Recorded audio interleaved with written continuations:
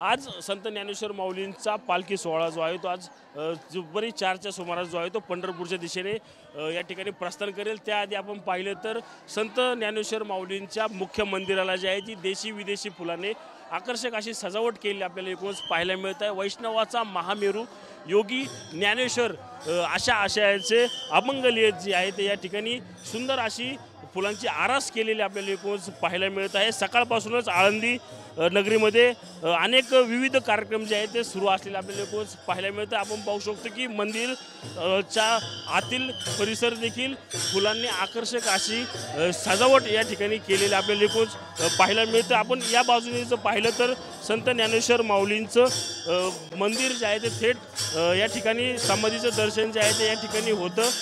त्याआधी आपण पाहिलं तर संत ज्ञानेश्वर माऊलींच्या मंदिरामध्ये टाळ चिपळ्यांच्या जयघोषामध्ये माऊलीचं भजन जे आहे ते या ठिकाणी सुरू असलेलं आपल्याला एकूणच पाहायला मिळत आहे।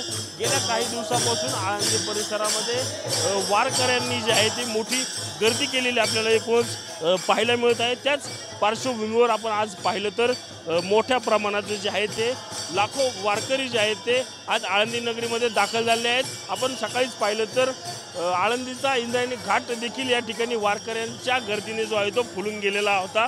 त्याचप्रमाणे आता आळंदीचं मंदिर असेल किंवा मंदिराच्या आसपासचा परिसर देखील वारकऱ्यांच्या गर्दीने फुललेला आपल्याला पाहायला मिळत आहे। कॅमेरामन तुषार सह रणजित जाधव, TV9 मराठी, आळंदी, पुणे।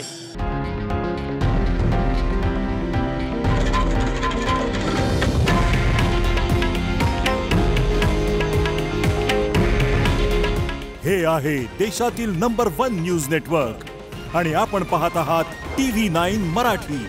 काळजी तुमची, हित महाराष्ट्राचं।